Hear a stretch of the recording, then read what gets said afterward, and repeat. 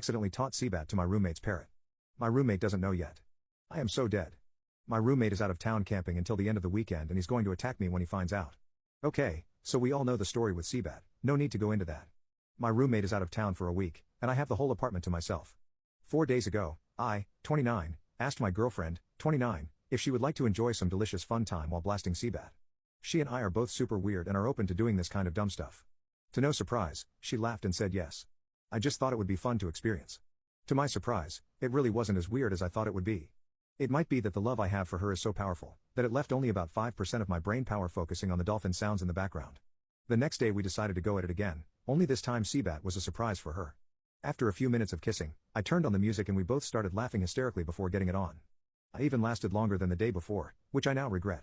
Here's the problem which I stupidly did not even take a second to consider. While my roommate is out of town, I'm taking care of his parrot who dwells in our living room, which shares a very thin door with my bedroom. This is no ordinary parrot. This is a chattering lory, the same bird as that red one on YouTube who goes woo-ah-oo. This bird does not shut up. He makes so much noise that I've naturally learned to ignore him after a year of living with it. Anyway, somehow it never even crossed my mind that these parrots learn words and sounds and mimic them surprisingly accurately. Before leaving for work yesterday morning, I made some coffee and sat down in the living room for a bit just relaxing and closing my eyes. All of a sudden, I hear the first few notes of Seabat in perfect pitch and rhythm. I opened my eyes and this little dude was staring me dead in the face. 5 to 10 seconds pass, and I hear it again. I just grabbed my things and left for work immediately. I had to escape, figuring I'd just find a way to fix this or explain this later. But the more I think about it, the more I realize that I'm just dead. My roommate isn't weird like me, and he hates when I say silly things to the bird. When he comes back this weekend, I'm worried he's going to give a notice and leave. I messed up again. So for those who don't know, I accidentally taught my roommate's parrot to sing Seabat while trying to experience intimacy to the song while my roommate was out of town. Well, my roommate got back into town on Sunday evening, and later that night, I confessed my treason. I told him that I blasted Seabat in bed twice and that his parrot learned the tune, and I told him how sorry I was and that it was completely unintentional. After all, it's his little birdie, I would never purposely try and corrupt it. His response, "What the hell is Seabat?" At this moment, I realized that had I only kept my mouth shut, I could have gotten away with it. To someone who doesn't know what Seabat is, that melody just sounds like a normal pattern of chirps that birds tend to pick up. But no, I just had to ruin it. So now that I've opened Pandora's box, I had to show him the Seabat story and play him the song. He thought it was the stupidest thing he's ever heard. Then we sat and waited till the bird sang it, and it did. I can confidently say that he was mildly annoyed that his bird is now more annoying than it was before. Now he is getting back at me by constantly teasing me around our friends for having had intimacy to Seabat. Twice. And they've started joining in. We were having a game night on Monday playing Among Us with some mutual friends, and he kept calling meetings just to say stuff like Orange is an imposter. While the lights were off, I saw him effing to Seabat in a lek. Then some of our friends started doing similar crap. Weird. So now a bunch of my friends know that I had intimacy to Seabat, which is pretty embarrassing honestly. But then again, at least it's a relief to know that he found some way to help even the score. Although a bird singing intimacy song for a lifetime. I hope he doesn't tease me forever. My deadbeat parents want me back to play house. They want to pretend that they didn't treat me like a nuisance for my whole life so that their perfect little planned child can be happy. I was born when my parents were very young. My mother was 16 and my father was 17. Both families decided it would be best for me if my maternal grandparents raised me, and my biological parents got to go out and party. I knew who they were my whole life and spent most of it wondering why they didn't want me. My father moved away when he was 18, but my mother remained in my grandparents' house until she was 23, and I was around 7, but that doesn't mean we were close. She always treated me more like an annoying little brother rather than a son. She didn't like spending time with me, never attended any of my school functions, showed interest in my academic work, or took me to do any fun activities. Whenever I was talking about my day, she would roll her eyes or change the topic to shut me up.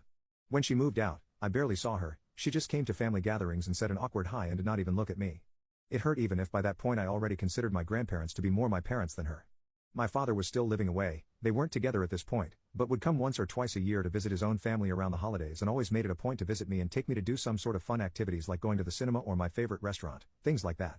Still, to me, he was more like a strange man than a dad because when I compared him to my friends' fathers, who picked them up from school every day and went to their games and played with them on the weekends, I didn't understand why this man who I saw maybe twice a year was supposed to be the same.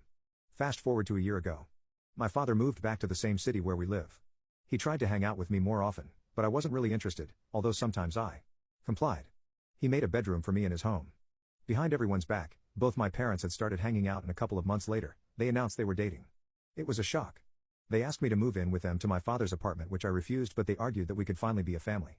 I was about to start an argument with them when my grandma just said that changing school districts would be very inconvenient and I could lose all my friends. The situation de-escalated by itself, although my parents didn't let go of the idea.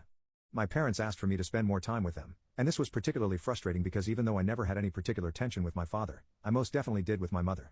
I hate her guts. She treated me like a burden my whole life. Last week they both came into my grandparents' house. They announced they would buy a house nearby in the neighborhood so that I could finally move in with them.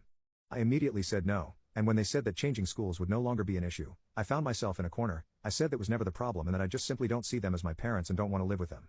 That's when they dropped the bomb on us. Not only did they want me to move in with them so we could be a family, but my mother was pregnant, so we were going to be a big happy family. I was shocked, and I blew my lid on them. I told them they were the worst parents in the world and that they abandoned me for 16, and now they were going to bring another child into the world and do the same to them. They never apologized for treating me like garbage and like a mistake they made and making me feel like I wasn't supposed to exist and dumping me to be other people's responsibility, and only now that they feel like they care they want to be my family. My mother screamed back at me, telling me I was a brat and that she wasn't going to make the same mistakes twice. Raising her second baby, I told her she never raised me to begin with, and my father said that they were young and trying to do the best they could. Well, guess what? The best you could was pretty effing bad. I stormed out and went to my sobbing. I have been very depressed for the last week. They have both called and texted since, but I ignored them. My grandparents agree with me that I shouldn't move and that my parents shouldn't expect me to be all loving and forgiving after how they've treated me. However, they believe they are starting a new chapter of their lives now that they are more mature and stable, which I guess leaves me behind. I've also had time to think that I'm the same age my mother was when she had me, and what a huge responsibility that must have been. However, I still can't forgive them. My wife gave birth to a black baby. We're both white. And our baby looks just like her best friend. My wife, 30, and I, 31, have been in a happy marriage for 6 years. The reason why I put happy in quotes is because it was all a lie. We have been trying for a child for 3 years now. We tried everything, calendars of her ovulation, different positions, fertility treatments, etc. When I went to the doctor, they said my sperm count was low, but it was still possible for me to have kids. It felt like we were never going to have a child of our own. I was about to give up and look into the idea of adoption when my wife surprised me. She blindfolded me and brought me to a room full of clothes. She made me pick up each piece of clothing, and guess who it was for? They were all small and I was confused as hell. That's when she told me she was pregnant. I was thrilled. I bought everything we needed for the baby. I took care of her every need. All I cared about was that she was my wife, and we were finally getting a product of our love. When she gave birth, I was the one holding her hand while she screamed and pushed. I was the picture-perfect husband. When our baby boy was born, we were ecstatic. But there was something that immediately caught our attention. He had dark skin. Like, really dark skin. It's impossible for him to be ours biologically given our backgrounds. We're both European white. Our skin is so pasty that a bruise would stick out like a sore thumb. I thought we were happy that we finally got our dream of having a baby. But there's no way this baby is mine. It's all starting to make sense. Her best friend is a black man. I mean, if I look at the baby closely, I could see his nose. I confronted her and she begged me to believe me. She said there had to have been some sort of mix-up. I told her that her and her BBC can have their happy little family now. She was sobbing when I left, but I refused to look at her at all. Her and her family have been blowing my phone up, begging me to give her a chance to explain. I love her, but I can't have some black dude ruin my life forever. Turns out I'm just a jerk. After weeks of ignoring her and telling all of our friends that she was for the streets, she forced me to listen to her. We had Life 360 with each other, and I absolutely forget I had the app. She tracked me down to a nearby McDonald's and nearly dragged me away by my ear. I don't hit women, so I just let her. She brought me to her car and I literally thought she was about to unalive me or make me watch her and her little BBC action. She pulled out some paperwork and shoved it in my face. It was a paternity test. Turns out she grabbed my toothbrush and hairs and compared it to the little black baby's DNA. It was a match. I could hear Maury screaming, "You are the father," in my ears. I was so embarrassed. I started to try to apologize to her, but she just slapped me, then hugged me. It was the worst whiplash I've had in my life. She dragged me off to our house and my mom was there. It was like some sort of intervention. Turns out, I'm not completely pasty white. My mother admitted to cheating on my father years ago with some BBC dude. Turns out I'm an affair baby. My father had some suspicions for years, but when I was born, he finally stopped bugging her about it. Why? She couldn't have cheated because I was white, just like him. I think I'm sort of medical mystery. The black gene skipped a generation. I turned out white and she got away with it. When she saw that I left because of my black baby, she contacted my wife and explained. My wife is just an innocent victim to all this. Now that I think of it, me and her black best friend do have a similar nose. Maybe his father is my father? I apologized to my wife and begged on my knees for her to forgive me. She said that as long as I use my new BBC status on her, she'll take me back. Maybe we'll have more little mixed babies. I have a lot of making up too. I missed the first month of my son's life. I'm tired of everything about my ADHD boyfriend. He has to have everything his way, like I can't even have bananas. I, 25, recently found out I was pregnant with my partner Lyle's, 26, baby. We've been together for 3 years and we live together. Lyle has ADHD, which he refuses to get treatment or medication for. He's pretty normal about 85% of the time, so I haven't really pushed it. One thing that really affects him though is sensory problems. He has a few, but the biggest one is bananas. He cannot stand the smell of a banana or the taste of banana. He's accidentally eaten something with banana before and ran to the bathroom like a child to throw it up. If we are somewhere and someone is eating a banana, he will claim that he can smell it in the room and make us move with the threat that he will get sick. If we don't move, he will start gagging, make himself throw up, and I've seen him start shaking too. This has happened in public before and it's extremely embarrassing. I was really tired, pregnant, and hormonal yesterday, and while I was watching my show I had a craving for a banana, which I normally avoid when around Lyle, but pregnancy cravings are just too strong to resist. He was going to get groceries from work, so I called and asked him to get me some bananas because I was having a craving. He started begging me before he even got them to not eat them in the house, and I just got fed up and told him no, that I was carrying around his child, and the least he could do about it since he's not the one having to nurture the damn thing in his stomach was get me a banana. I'd read online that this was probably the baby's way of telling me it's deficient in potassium, and that all I could really stand to eat at this point was the damn banana, and I don't want to deprive it of what it needs. He argued back and forth asking me to go eat it outside at least, and out of frustration I just started crying, which made me feel embarrassed. He finally gave in to calm me down and brought it home. I'll admit, I was still really mad and upset from our argument on the phone when he came home, and I in that moment couldn't face getting up and going to the kitchen. When he came into the living room and sat on the couch, I asked him to peel it, cut it, and bring it to me. I really didn't think that was a big deal, but he blew up at me and told me that I knew it made him sick to even smell or touch. I told him that plenty of people have foods they don't like, and he either needs to grow up or seek help for his illness because he's acting like a child and his problem with bananas is completely abnormal. We argued a bit more, and he finally got up, yelled that he was tired of my bull, and left the house. He hasn't been back yet. I get his issues are a sensitive topic for him, and when I was talking to my friend about it, she said she had an autistic sister and what I did was a bit messed up. I think they're all just sensitive. My coward ex is trying to get me back. After he let his mother torture me for years. My ex and I were married for well over 5 years and together for 10. His mother was a nightmare. She would spend her time belittling me and tried humiliating me. I could take it as I loved my husband and didn't want to make him choose between her or me. Of course I would always tell him what she would be doing and he would always brush it off as her being a loving and overprotecting mom. When she would say something racist, I am Hispanic and they are white, he would laugh it off. When she would make a comment of me being a gold digger, even though I earned more than my ex, he would just say, "Oh mom." He would also get mad at me if I ever stood up for myself. But the straw that broke the camel's back is when we had our daughter. My mother-in-law would always try to parent her and say that I would do something wrong. My daughter has an irritable colon and she cannot ingest any kind of oils or artificial things. And guess what that loony of a woman did? She fed my 3-year-old daughter essential oils. She is not anti-vax, just very stupid, to make her go to sleep. She was in the ICU. I had it and I confronted my husband who said, she only did what she thought was best. I lost it. I went to my parents and drafted a divorce agreement. That's the best course of action. I saw a post earlier describing a situation that is much more dangerous than mine involving allergens and an EpiPen. His face was like that Pikachu meme when I served him. He didn't know why I was doing that because we were happy. So now a year has passed and my life was hell. My monster-in-law tried every dirty trick in the book to take my daughter.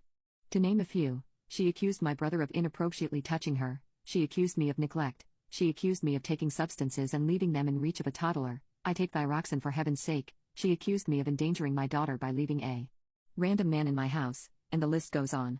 During this time the excuse of my ex was that I broke his heart and I had to understand his mother. She only wants what's best for him. Luckily I got good representation and even got my daughter full-time minus some weekends or visitation. I could prove that my daughter was endangered by his mother. I knew that my ex needed to be permanently in my life because of my daughter. And I was learning to live with that. He was very cold with me because again, I broke his heart.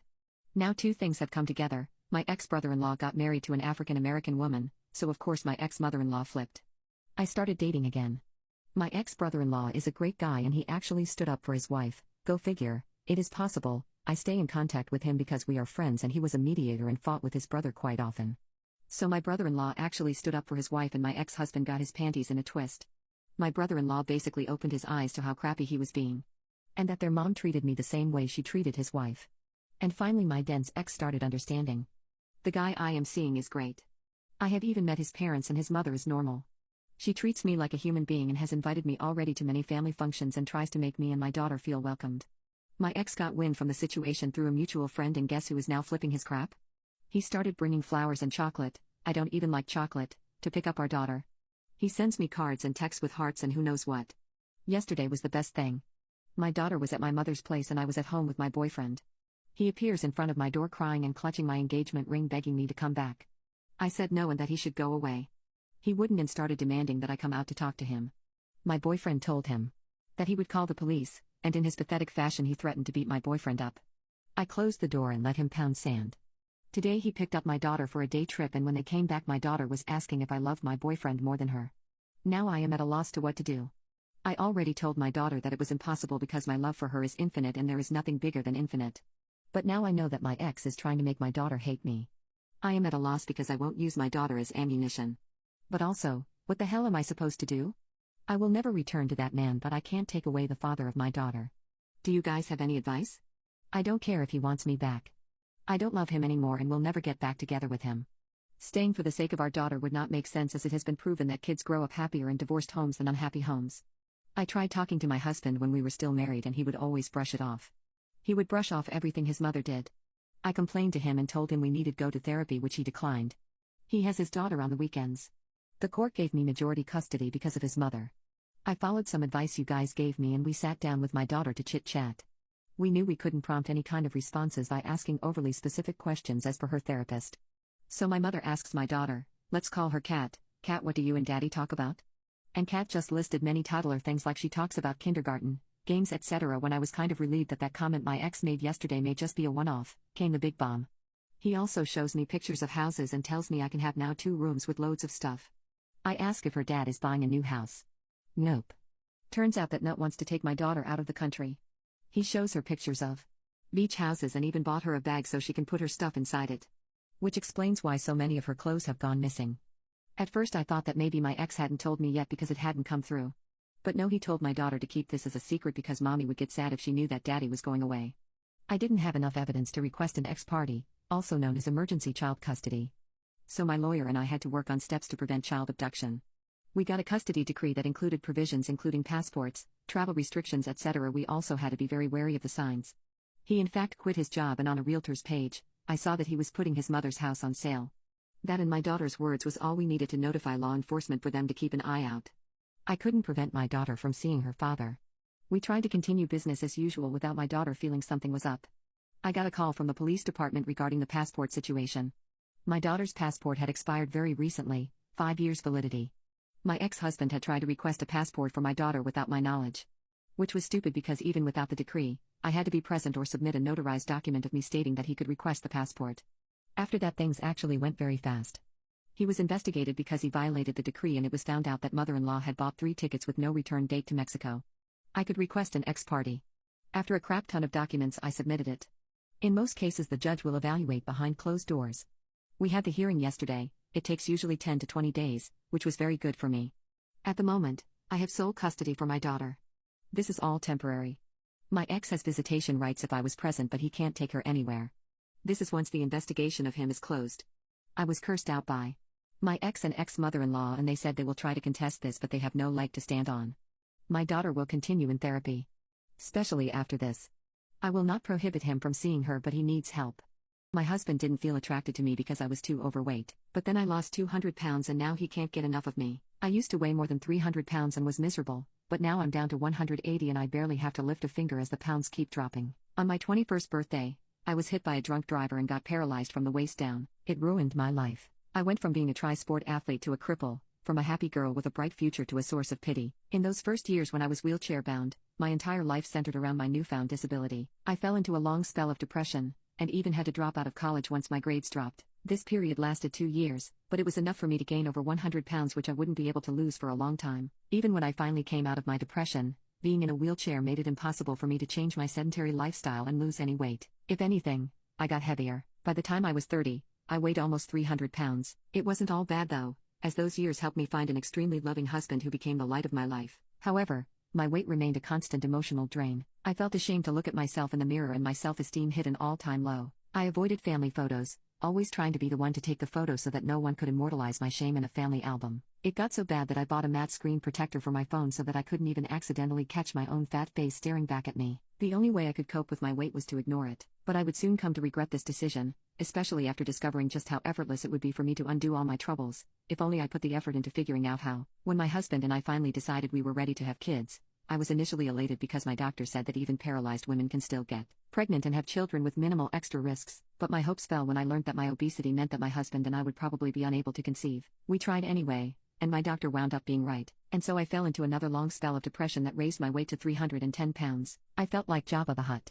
Fortunately for me, there was a light at the end of the tunnel this time. I didn't know anything yet, but my husband and mother-in-law were about to change my life. I just had to be patient. My husband said that he and I were going to go on a health journey together and that we were going to hold each other accountable, so I wasn't alone in this. We threw out all the junk food and started meal prepping together constantly. Our relationship improved as we started actually cooking every single meal at home and together, and it was really wonderful to spend quality time with the love of my life in such a consistent way. Unfortunately, it was still too much for me. I cracked one day when I thought my husband wasn't looking and ordered a massive Oreo cake from Walmart. I planned to devour the whole thing that very night, but my husband caught me as I was eating it in our walk-in supply closet, hiding in the depths of our house like a criminal. We had the biggest fight of our lives that night. I was shouting at him, telling him that he can never understand what it feels like to be so broken and hideous looking. But while I was screaming, I had a stroke and fainted. It was terrifying, but it was also the most important experience in my life. When I woke up in the hospital, my first thought was that I truly needed to fix things, in a sustainable way. I was horrified to realize that I could so easily lose my life just because I couldn't lose some weight. My doctor sat me down to have a talk with me about it, but he didn't even need to say it. I was finally determined to do it and be consistent this time. I felt the drive I'd never felt before because this time, I had a reason. I wanted to get to a healthy weight so I could minimize my chances of ever having a stroke again. And most importantly, I was terrified of compromising my marriage any further. My husband and I sat down one more time and talked, but this time, he told me he had an idea. I had already talked with my doctor before about trying pills and external health supplements, but I'd never gone through with anything because I felt that pills were like plastic surgery, that if I resorted to them, then I wouldn't be authentic anymore. But my husband bluntly told me that my life was pushed off its authentic path the day that drunk driver crashed into my car. So, I went through with it. My husband and I decided to go with some Avi pills because my husband's mom had used them before, which was where he even got the idea, and it worked wonders for her. I ended up taking a higher elite dose than her since she was literally half my size. It was this black and pink bottle, but I still wasn't sure if anything would change. But after years of fighting against my disability, fighting against the fact that I was in a losing battle, I figured that the worst thing the pills could do was nothing. My doctor gave me the green light and I started taking them. It was that, or brace myself for an inevitable gastric bypass surgery. You could take up to 4 pills per day, so that's what I did. By the end of the first month I had lost 8 pounds. It might sound small, but anyone who has ever tried to lose weight knows that 8 pounds in a single month is intense, especially given that I was still adjusting to a healthier diet without fully restricting my favorite snacks. In the second month, the pills seemed to have adapted better to my system because I lost 11 pounds, which was crazy. For the first time in ages, my weight finally had a 2 in front of it again, and seeing that change lit a spark under me. I suddenly felt like weight loss was actually possible. It became easier to resist the urge to snack. I replaced soda with diet soda, and drank that until I was finally drinking 8 glasses of water every day. Between my healthier diet and my daily dose of Avi, I continued to lose an average of 10 pounds per month. I weighed myself daily and only hit one plateau when I reached 240 pounds, but I persevered through it until even those numbers started to fall. And finally, I started to feel younger again. I started to train my arms and upper body to keep my torso somewhat active and found a gym regimen that works for me, even though I can only do light, stretch-based exercises to avoid risk of injury. Better yet, my relationship with my husband completely transformed. We went from years of friction and arguments to being intensely appreciative of each other, with my husband reminding me every morning how proud he is of me for actually managing to lose my weight and me thanking him for supporting me through it all. It took over a year, but I'm finally at 180 pounds now. It's heavier than when I was an athlete, but I just want to be healthy and happy. I even stopped taking the Elite Avi pills because I didn't need them anymore, but my body has barely noticed a difference. If anything, I'm still slimming down now that my health habits are actually better. My doctor is astounded that I was able to lose so much weight, especially after years and years of me not doing anything about it. I've even started picking up wheelchair table tennis. There are obviously still things I dislike about my body, from the way my skin sometimes sags and how I'll always have stretch marks from being so big. But I finally feel safe, secure, and ready to start my own family, because yes, as of last week, I am officially pregnant, and I'm the happiest I've ever been. Edit. Guys, please stop telling me to name my child any derivative of Avi. My parents want my wedding to be a party for my golden child sister. I'm planning to elope because my parents are trying to make me agree to letting my sister's boyfriend propose to my sister at my wedding. My baby sister is the golden child. Or maybe that's unfair to say. She survived cancer when she was a child.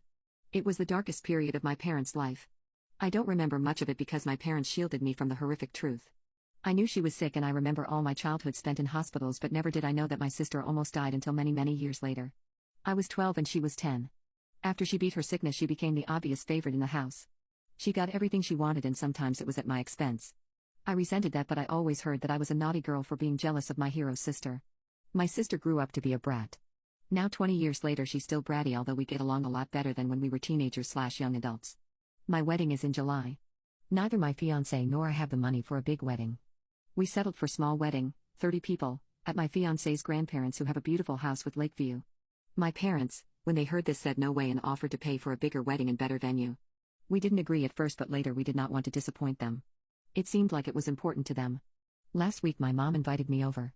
My dad, mom and my sister's boyfriend asked me what I would think if my sister's boyfriend proposed to my sisters during the wedding, so it becomes an engagement party as well as a wedding. Mom has seen reels on Instagram about people proposing to maid of honor/bridesmaids and thought it cute. My sister is my maid of honor. I said no, that's ridiculous, and laughed. My mom was livid. She told me I was selfish and ungrateful, and I accused her of favoritism. I told her I always thought it was odd that you'd pay for my wedding, but now I know the reason why. She started crying and kicked me out of the house. Later both she and my future brother-in-law sent me texts warning me from exposing their plan to my sister. My fiancé was disappointed but not sure what we could do. My parents have spent almost $30,000 and it's too late to cancel. My mother called me today to plan the proposal and I begged her not to ruin my day. She told me since she was paying she can make requests and that I should let go of my jealousy and resentment towards my sister because she's innocent in all of this. But the thing is, this day will be about my sister. I told my fiancé to ask his grandparents if they're still willing to host my wedding. If they're, I'll revert to our original plan. If not, I will just elope. Not sure yet if I'm going to tell my family and cancel the wedding or just let them have their grand proposal party. None of my family is invited to my wedding, including my sister. I refused to let them win and had my wedding without them. I had a back and forth texting with my future brother-in-law, where he called me jealous and bitter. I have now blocked him. He texted my fiancé apologizing, but we didn't answer. I must start with saying that I really tried my best to negotiate and compromise with my family and truly explain that this was hurting me. I have nothing against my sister and, to be honest, nothing against her getting engaged on my wedding, but the principle that it was made very clear to me that I had absolutely no opinion or say in what was going to happen on what's supposed to be my special day was where I drew the line. It wasn't a wish or a request. It was a matter of fact and it was decided. So I told my mom that I'm not going to attend the party she's paid for.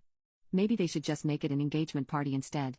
She got very upset and told me that the engagement was supposed to be a surprise. I told her that I was just giving her the heads up since she's about to lose an insane amount of money. She didn't take me seriously, like I wasn't going to cancel my wedding because of a trivial thing. What she didn't know is that I've already made plans to get married a week earlier at my grandparents-in-law. We invited our closest friends and some even had to book earlier flights and take more vacation days. For these people I was extra grateful. What was left was my sister. I'd been back and forth arguing and negotiating with my parents and future brother-in-law. I decided that even if this would ruin her surprise, I had to tell her, so I did. She wasn't really happy with my mom, but she was more upset that I ruined her surprise, and she, as I expected, thought I could have just sucked it up and gone with the flow. I didn't tell her about my new wedding date. The wedding was dreamlike. In the back of my head I was hurt the people who loved me the most weren't there, but I pushed that thought away and refused to let it ruin our day. My husband was amazing. He promised to make me happy for the rest of my life and to make up for every heartbreak I've experienced in my past. My in-laws surprised us with upgrading our honeymoon to a 5-star hotel. I had my friends and some cousins and my favorite aunt attending. We asked them not to live stream or upload any pictures to SM until we're already on our honeymoon. We also asked them not to engage in any altercations online with my family. Today my mom made long Facebook/Twitter/Instagram posts bashing me and my husband. Calling me ungrateful and disrespectful with pictures of my wedding. Telling people I've cost her a big chunk of her savings and she's now demanding compensation. Her Facebook post was shared about 200 times and the majority of my extended family is angry with me. She never once tried to contact me. I really thought she would bombard my phone. Instead, both her and my dad announced that they're cutting me off and are expecting compensation. Will commented that I ruined his surprise, and my sister made a post about being tired of jealous bees and haters. None of the people we invited has commented, even though some of them were directly attacked, so they respected our wishes.